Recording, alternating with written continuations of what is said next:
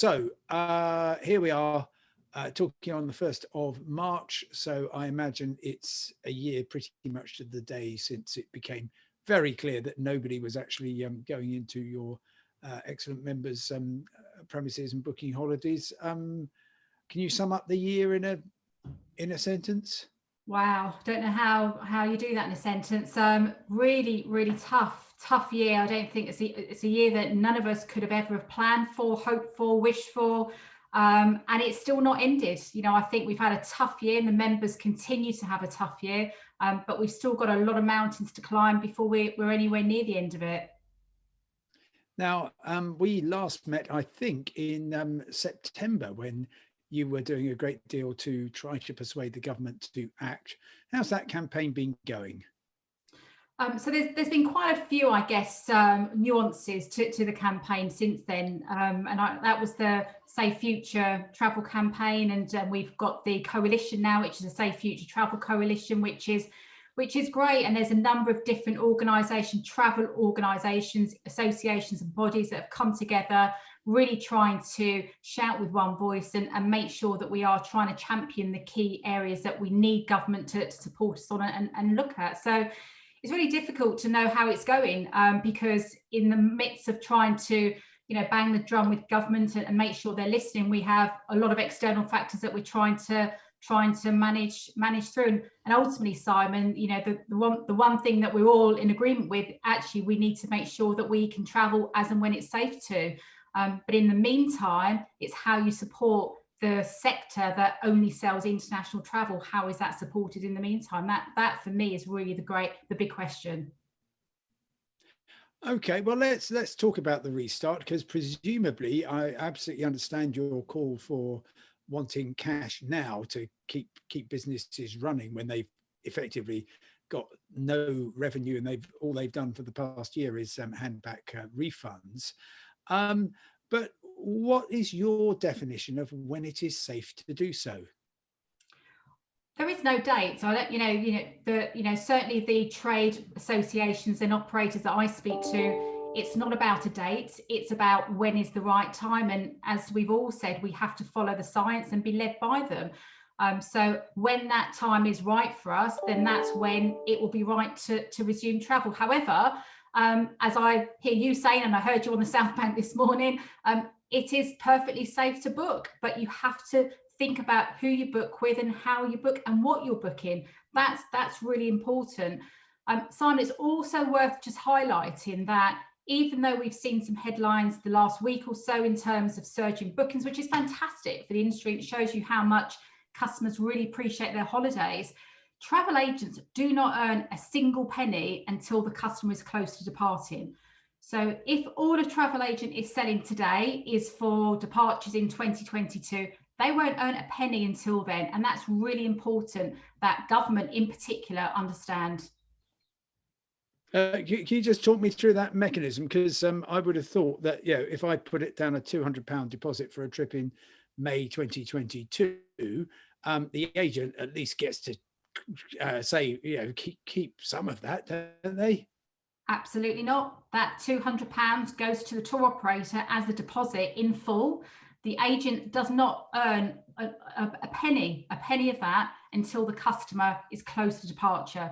So if all you're now selling, and most of what our agents are selling now are for departures into end of the year, into next year, they will not be earning a penny until the customer is close to departure. So in some cases, you're talking about nearly 2 years without earning any income. How helpful is it when, today the Labour Party came out and said, don't book holidays. Last week it was Priti Patel. The week before that, it was the Transport Secretary. How helpful is it when politicians are telling people that it is clearly too risky to book a holiday? It's not helpful at all. I mean, it's creating more cabinet confusion that we've seen, and actually with those statements, one minister said he booked his holiday and the other one said don't book. So huge amount of confusion, frustration for the industry. It is perfectly fine to book a holiday, perfectly safe to book a holiday, providing you are speaking to an expert who can look after you and hold your hand the whole way. doesn't help the industry whatsoever. And actually, if agents or tour operators could diversify products, if they were selling holidays one day and vegetables the next day, that would be perfectly fine, but they don't. So it is hugely irresponsible, and more so irresponsible that you're not supporting, the government is not supporting the sector where they're unable to trade. So what, at the moment, the government is saying, well, we're kind of looking at the 17th of May, but it's not going to be any earlier, and we're by no means guaranteeing that date. Are you after more certainty around that? Because clearly, well, here we are, about 13 weeks away from that date. Are people seriously going to book when they simply don't know? I mean, we're not even going to know for another 6 weeks what the government's sense is about international travel. So surely the message should be, actually, save yourself a bit of hassle. Don't even think about booking until the 12th of April. No, and I don't agree. I mean, I think what our agents are doing is that they are being very responsible. You'll find that the vast majority are not taking bookings from the 17th of May. And as I said before, this is less about the date. It's about the detail around what traveling will look like in the future. So before we can even start booking holidays in their numbers for early part of the summer, we need to understand more about the restrictions. We need to understand more about testing. We need to understand, is hotel quarantine going to still be in place? So all that detail needs to be understood before we can feel comfortable, and certainly our members feel confident of booking anyone a holiday the early part of late spring, early summer. As I said before, vast majority of what we're selling now, 60% of everything our members are selling is for September onwards, and the bulk of that is for next year. Wow. So, I mean, do you personally, or have you told your members, actually wouldn't recommend selling anything for the first half of 2021 then? I mean, what's your, when do you regard it as reasonable to be selling from? I think we have to wait till 12th of April till we get further details and understand exactly what it's going to look like. Our members are experts, they're professionals in what they do. They know full well that booking anything now for early summer, is it still early summer? Yeah, is going to be, may still be restricted. There may still be restrictions, and the likelihood is there will be restrictions in place. So they have to be able to confidently sell that. And I've seen, I've spoken to a lot of our members who are saying, actually, I'm encouraging my customers to book from, August onwards. If they're happy to book for July, we'll take it, but they have to do so in the knowledge that there are likely to be restrictions in place. So it's about making sure you're giving them the right and correct information for the customer. Ultimately, the customer needs to make their own decision, but we need to be able to guide them in the right manner. Finally, can I ask about one very important aspect of travel for many of your members, cruise? Is that ever going to start again? I mean, the Foreign Office even has a special page devoted to warning people not to go on cruises. An awful lot has to change before anybody steps aboard again, doesn't it?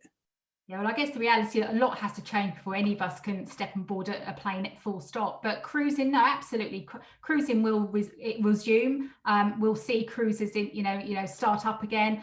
When we don't know. But actually, the cruise line today is the one. If you think about it, is the one product provider who has the full end-to-end solution. They have control of that full end-to-end process. So they've already spent billions in making sure safety protocols are in place, testing regimes. So I think in future we'll find actually there'll be even more rigor on a cruise ship, and that they've invested so much into making sure that their people, their staff, their customers are all tested in as much as they need to.